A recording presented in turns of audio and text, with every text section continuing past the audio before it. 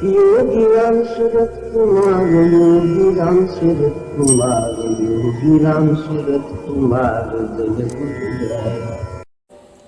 இன்றைய பிரார்த்தனை சமர்ப்பிக்கும் முன்பு ஒரு கதையை பார்ப்போம். சன்னதி தெரு வீட்டில் ஒரு நாள் 90, 89, 90 அப்படி இருக்கும். அந்த சமயத்தில் அந்த சின்ன வராண்டாவில் கொஞ்சம் பேர் உட்கார்ந்து கொண்டிருந்தோம். ஒரு எழுத்தாளர் கூட ஒரு பெண் எழுத்தாளர் கூட வந்திருந்தார். அந்த சமயத்தில் பேச்சு, ஆசையின்றி இருப்பது எப்படி, ஆசைகள்தான் மனிதனை எங்கெங்கோ இழுத்துச் செல்கின்றது. மேலை நாட்டினர் சொல்கிறார்கள், எப்பொழுதெல்லாம் ஆசை வருகிறதோ அதை திருப்திப்படுத்திக் கொள்ளுங்கள், அதுவே நல்லது. அதை அடக்க அடக்க அது வேறொரு விதமாக உள்ளே வேலை செய்து நம்மை எங்கெங்கோ இழுத்து சென்றுவிடும் என்றெல்லாம் சொல்கிறார்களே, புத்தி பேதலித்துவிடும் என்றெல்லாம் கூட சொல்கிறார்களே. இதெல்லாம் உண்மையா? எது உண்மை என்ற கேள்வி எழுந்தது. அப்பொழுது பகவான் பெரிதாக சிரித்தார். ஒவ்வொரு ஆசையையும் நாம் பூர்த்தி செய்து கொண்டே போனால் அதற்கு முடிவு ஏது? ஒரு ஆசையை பூர்த்தி செய்யும் பொழுது இன்னொரு ஆசை குதித்து எழும். நாம் அதை பூர்த்தி செய்தோமானால் மூன்றாவது ஆசை எழும்பி நிற்கும். ஒவ்வொன்றும் இன்னும் வேகத்தோடு எழும்பும். அதை பூர்த்தி செய்து கொண்டே போனோமானால் இந்த பூர்த்தி செய்ய வேண்டும் என்பதும் வெறியாகிவிடும். ஆக ஆசைகளுக்கு நாம் இடம் கொடுத்தோமானால் தேவைகளுக்கு மேல் எழும் ஆசைகளை எல்லாம் ஓரளவுக்கு நாம் கட்டுப்பாட்டிற்குள் வைக்க வேண்டும். ஒவ்வொரு ஆசையும் எழும் பொழுது அதை பூர்த்தி செய்து கொள்ள வேண்டும் என்ற எண்ணம் வந்தால் அதை தடுக்க வேண்டும், அடக்க வேண்டும். நம்முடைய நாவுக்கு ருச்சியாக சாப்பிட வேண்டும் என்பது இருந்தாலும் ருச்சியாக இருக்கிறது என்று நிறைய சாப்பிட்டோமானால் என்ன ஆகும்? நம் உடலை கெட்டுவிடும் அல்லவா? அதுபோல்தான் ஆசைகளும். அதை பெருக்கிக் கொள்ள அது விபரீத ஒரு ஸ்திதிக்கு நம்மை கொண்டு விட்டுவிடும். பகவான் சொன்னார், ஆசைகளை பூர்த்தி செய்து ஆசைகள் இல்லாத நிலைக்கு போகவே முடியாது. ஆசைகளை பெருக்கிக் கொண்டே போகாதீர்கள், அவைகள் தேவைகளாக ஆகிவிடும். அதன் பின்பு வாழ்க்கை விபரீதம்தான். கூடிய மட்டும் எளிமையாக வாழ நாம் கற்றுக்கொள்ள வேண்டும். தேவைகள் எல்லாம் சரிதான், ஆனால் பெருகிக்கொண்டே இருக்கும் ஆசைகள் சரியில்லை. அந்த மேலை நாட்டினருடைய அந்த கருத்து சரியில்லை. அதை ஒரு சாக்காக எடுத்துக்கொண்டு நாம் வாழ்க்கையில் ஆசைகளை பெருக்கிக் கொண்டே போகக்கூடாது என்று கண்டிப்பாக சொன்னார். அதை ஒட்டிய ஒரு கதையை பார்ப்போம். சுவாமி முக்தானந்தா அவர்கள், கணேஷ்புரி சுவாமி முக்தானந்தா அவர்கள் ஒரு கதையை எழுதியிருக்கிறார். சக்கரவர்த்தி அக்பர் பேரரசராக இருந்தார் என்று தெரியும். அவரிடம் பீர்பால் என்ற ஒரு மந்திரியும் இருந்தார். அவர் மிகவும் அறிவுள்ளவர். சமயோச்சிதமாக சுவையாக பேசி பிரச்சனைகளை எல்லாம் மாற்றிவிடுவார். ஒருமுறை பேரரசர் அக்பர் 4 பூனைகளை மிகவும் கஷ்டப்பட்டு பயிற்சி செய்து அவர் சாப்பிடும் பொழுது அந்த 4 பூனைகளும் அவைகளின் தலையிலே மண் விளக்குகளை ஏந்தி நிற்க வேண்டும், அசையாமல் நிற்க வேண்டும். இது எவ்வளவு கடினம், இந்த பயிற்சி எவ்வளவு கடினமாக இருந்திருக்கும். அந்த பூனைகள் அதற்கு கட்டுப்பட்டு அப்படியே செய்து வந்தன. ஒவ்வொரு முறையும் இரவில் அக்பர் உணவு உண்ணும் பொழுது அந்த 4 பூனைகளும் தலையிலே இந்த மண் விளக்கு ஏந்தி வந்து அசையாமல் நின்று கொண்டிருக்கும். அக்பருக்கு பெருமையோ பெருமை. அடாடா, எப்படி ஒரு பயிற்சியை நாம் இவைகளுக்கு அளித்து விட்டோம், நாம் எப்படி இதை சாதித்தோம் என்றெல்லாம் நினைத்து பெருமைப்பட்டார். இதை தன்னுடைய மந்திரி பீர்பாலுடன் பகிர்ந்து கொள்ளாமல் அவரால் இருக்க முடியாது. உடனே அவரை விருந்துக்கு அழைத்தார். ஒரு முறை உள்ளே நுழைந்து அந்த நிலையை பார்த்தவுடனேயே பீர்பாலுக்கு எல்லாம் விளங்கிவிட்டது. இந்த பூனைகள் இப்படி அசையாமல் நிற்பது, அதை கண்டு அக்பர் பெருமைப்பட்டுக் கொள்வது எல்லாம் அவர் மனதிற்கு வந்தன. உடனே அவர் சொன்னார், அக்பர் தோள் தட்டிய பொழுது, அரசே, நீங்கள் சொல்வதெல்லாம் சரிதான், ஆனால் உங்கள் பயிற்சியில் சிறிதும் தவறில்லை. நீங்கள் மிக அழகாக பயிற்சி செய்து கொடுத்திருக்கிறீர்கள். ஆனால் இந்த பூனைகள் மேல் எனக்கு ஒரு சந்தேகம் வருகிறது. அதை நான் நாளைக்கு அதை சரி செய்து கொள்கிறேன், இந்த சந்தேகத்தை நிவர்த்தி செய்து கொள்கிறேன் என்று கூறினார். அக்பர் ஒன்றும் புரியாமல் சரி என்று தலையாட்டி விட்டார். எப்பொழுதும் பீர்பால் ஏதேதோ புரியாத வினோதமான முயற்சிகளெல்லாம் ஈடுபடுவார். சரி, இது அவருடைய ஏதோ ஒரு புரியாத முயற்சி என்று விட்டுவிட்டார். மறுநாள் காலை பீர்பால் ஒரு எலியை பிடித்து அவருடைய பாக்கெட்டுக்குள் போட்டு கொண்டு வந்தார். மறுநாள் இரவு அந்த எலியோடு அங்கு வந்த பீர்பால் அக்பருக்கு தெரியாமல் அந்த எலியை வெளியே விட்டார். அக்பருக்கு என்னவோ தெரியவில்லை. அவர் மிக பெருமையோடு சாப்பிட்டு கொண்டிருந்தார் அந்த விளக்கு வெளிச்சத்தில். ஆனால் இந்த 4 பூனைகளும் சும்மா இருக்குமா? முதல் முறையாக ஒரு எலியை கண்டுவிட்டதல்லவா, அந்த எலியோ துள்ளி குதித்து ஓடுகிறது. அவ்வளவுதான், இந்த 4 பூனைகளும் உடனே பரபரப்பாய் அந்த எலியின் பின்னால் ஓட ஆரம்பித்தன. விளக்குகள் எல்லாம் கீழே விழுந்தன, எண்ணெய் எங்கும் சிதறியது, விளக்கு அணைந்து விட்டது. பார்த்தீர்களா அரசே, இந்த பூனைகளுக்கெல்லாம் பயிற்சி தந்தால் இப்படித்தான் ஆகும் என்று இந்த உண்மையை அக்பருக்கு உணர்த்தினாராம். அக்பருடைய அனாவசியமான பெருமை அவரை விட்டு நீங்கியது. சுவாமி முக்தானந்தா சொல்கிறார், நம்முடைய மனமும் இப்படித்தான். இந்த கள்ளப்பூனைகள் ஏதோ அடங்கியது போல் இருக்கும், ஆனால் வெளியே ஏதேனும் ஒரு விஷய போகம் வந்தால் நம் உள்ளே இருக்கும் வாசனைகள் சும்மா இருக்குமா? உடனே நம்மிடமிருந்து துள்ளி குதித்து வெளியே வந்து அவைகளின் பின்னால் ஓட ஆரம்பித்து விடும்.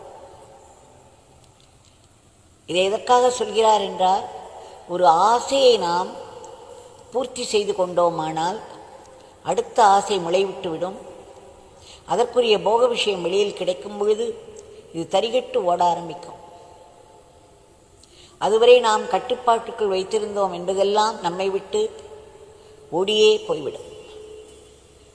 ஒரு ஆசையை, ஒவ்வொரு ஆசையும் பூர்த்தி செய்து கொள்வது என்ற மேலை நாட்டினரின் கருத்தை நாம் பின்பற்றினோமானால் அது எரியும் நெருப்பில் எண்ணெய் ஊற்றுவதற்கு சமானம் என்று சொல்கிறார். ஆசைகளை கட்டுப்படுத்த முயற்சி செய்ய வேண்டும், அதுதான் தபஸ்.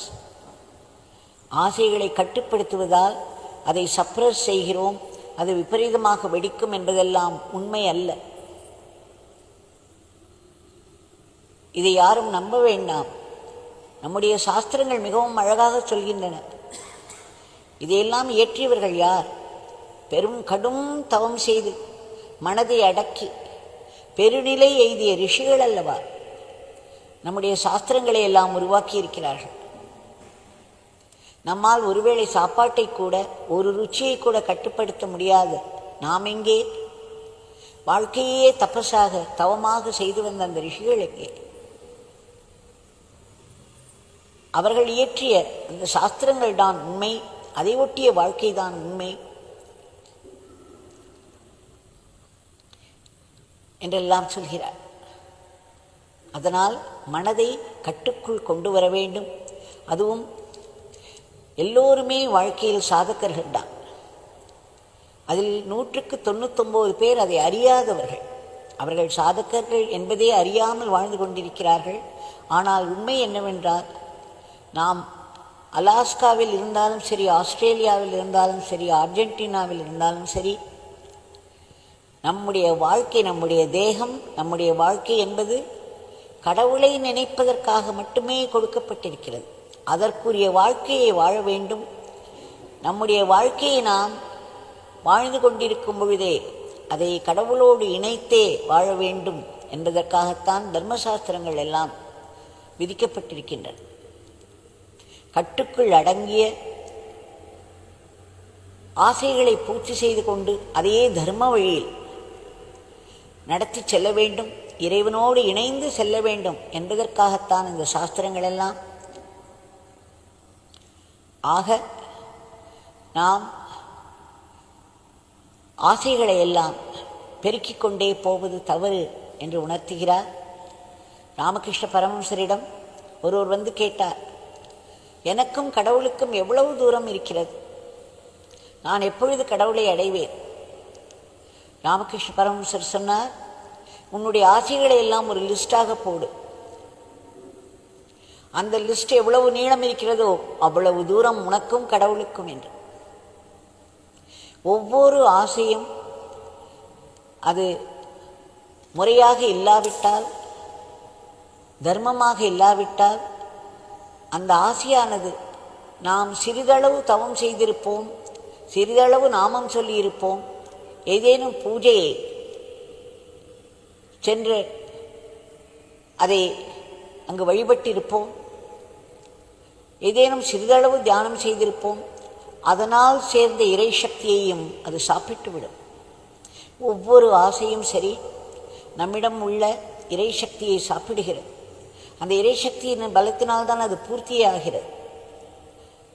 ஒரு பேங்கிலிருந்து பணத்தை எடுத்து நமக்கு வேண்டிய பொருள்களை எல்லாம் நாம் வாங்கிக் கொள்வது போல் நம்மிடம் சேர்ந்திருக்கும் இறை சக்தியானது நம்முடைய ஆசைகளை பூர்த்தி செய்வதற்கு போய்விடும். அதனால் தர்மத்துக்கு உட்பட்ட வாழ்க்கைக்கு தேவையான ஆசைகளை எல்லாம் பூர்த்தி செய்து கொள்வதில் தவறே இல்லை. அவைகள் செய்து கொள்வதும் அவசியம்தான். ஆனால் வேண்டாத ஆசைகளை பெருக்கிக் கொண்டு அவைகளையெல்லாம் தேவைகளாக ஆக்கிக்கொண்டு அவைகள் இல்லாமல் இருக்கவே முடியாது என்ற நிலைக்கு நாம் தள்ளப்படுகிறோம் அல்லவா? இதையெல்லாம் நாம் தவிர்க்க வேண்டும். ஒவ்வொரு ஆசையும் நம்முடைய இறை சக்தியை சாப்பிட்டு விடுகிறது என்ற உண்மையை நாம் புரிந்து கொள்ள வேண்டும். மனதை ஓரளவுக்காவது கட்டுக்குள் வைத்துக் கொள்ள வேண்டும் என்று சுவாமி முக்தானந்தா சொல்கிறார். நம்முடைய பகவானும் இதைதான் வலியுறுத்தினார். அதனால் இதை நாம் மனதில் ஏற்றுக்கொள்வோம். முடிந்த அளவுக்கு இதை நினைத்து பார்ப்போம். பகவானிடம் வேண்டிக் கொள்வோம். தேவையான ஆசைகள் மட்டுமே எங்கள் மனதில் இருக்க வேண்டும், தேவையற்ற ஆசைகளை எல்லாம் நீங்கள் நீக்கிவிடுங்கள் என்று பிரார்த்தித்துக் கொள்வோம். இன்றைய பிரார்த்தனையை பகவானுடைய திருவடிகளில் சமர்ப்பிப்போம். பகவான் மக்கள் மனதில் உள்ள எதிர்மறை எண்ணங்களையும் வேண்டாத ஆசைகளையெல்லாம் தாங்கள் விலக்க வேண்டும். சுயநலமின்றி மற்றவர்களுக்காக எப்பொழுதும் உழைத்து கொண்டே இருக்கும் தொண்டர்களுக்கு தாங்கள் பாதுகாப்பையும் எல்லா நலத்தையும் கூட்டுவிக்க வேண்டும். பொருளாதாரத்தை தூக்கி நிறுத்தி அதற்கு ஒரு ஏற்றம் தர வேண்டும். தங்களிடம் மீண்டும் மீண்டும் பிரார்த்தித்துக் கொண்டே இருக்கிறோம். தங்களுடைய திவ்ய மங்கள நாமத்தை நாங்கள் இடைவிடாது உச்சரித்து கொண்டிருக்க வேண்டும். அந்த நாமமானது நம்முடைய பாபங்களை எல்லாம் அழித்துவிடும். பாபம் செய்யாமல் தடுத்துவிட்டோம். நம் மனதிலே பெருகிக் கொண்டிருக்கும் ஆசைகளை எல்லாம் அடக்கக்கூடிய சக்தி இந்த நாமத்திற்கு உண்டு. நம் மனதை தூய்மையாக்கும் சக்தி உண்டு. நம்முடைய புத்தியை கூர்மையாக்கும் வல்லமை கொண்டது. தங்கள் கைகளிலேயே நாங்கள் சிறந்த கருவிகளாக செயல்பட்டு எங்களுடைய அன்றாட வாழ்க்கையை தங்களுக்கு அர்ப்பணமாக செய்து வர வேண்டும். எல்லாவற்றுக்கு மேல் வாழ்க்கையின் லட்சியம் கடவுள்தான் என்று எத்தனை முறை சொல்லியிருக்கிறீர்கள். கடவுளை அடைதல் என்பது நம் கையில் இல்லை. ஆனால் கடவுளை ஞாபகம் வைத்துக் கொள்வது நம் கையில் தான் இருக்கிறது. கடவுளுடைய பெயரை நாம் சொல்லும் பொழுதெல்லாம் கடவுளிலேயே வாழ்கிறோம்.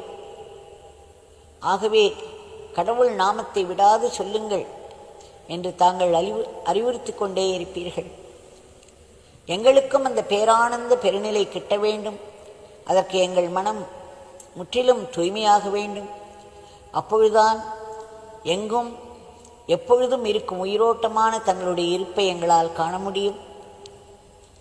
வாழ்வின் எல்லா நிகழ்வுகளிலும் பின்னால் உங்களுடைய சங்கல்பமும் உங்களுடைய லீலைகளுமே இருக்கின்றன என்பதை எங்களால் உணர்ந்து கொள்ள முடியும். எல்லாவற்றுக்கும் மேல் வாழ்வின் கொடிய துன்பங்களிலும் கூட ஒளிந்து கொண்டிருக்கும் தங்களுடைய கருணையையும் தங்கள் சங்கல்பத்தையும் நாங்கள் கண்டு இவை எங்களுடைய ஆன்மீக முன்னேற்றத்திற்காக ஏற்பட்டது, பூர்வ ஜென்ம கர்ம வினையாக இருந்தாலும் அதில் பெரும் கருணையோடு பகவான் ஆசீர்வாதத்தை வைத்து தருகிறார். அந்த ஆசீர்வாதம் இந்த கஷ்டத்தை தாங்கும் பொழுதே நம்முடைய மனதிற்கு ஒரு பக்குவத்தை கொடுத்து இறைவனிடம் நெருக்கம் கொள்ளச் செய்கிறது. இது எனக்கு ஒரு ஆத்ம லாபம் என்று உணர்ந்து அதை ஆசீர்வாதமாய் ஏற்றுக்கொண்டு அதற்காக நன்றியோடு தங்களிடம் இருக்க வேண்டும். எல்லாவற்றிற்கும் மேல் உலகத்தில் உள்ள அத்தனை ஜீவராசிகள் ஏதேதோ செய்த பாப கர்மங்களினால் விதவிதமான இனங்களில் வாழ்ந்து கொண்டிருக்கிறது. அவைகள் அந்தந்த நிலையில் உள்ள துன்பங்களிலிருந்து விடுபட்டு அவைகளுக்கெல்லாம் ஒரு மேன்மை கிட்ட வேண்டும்.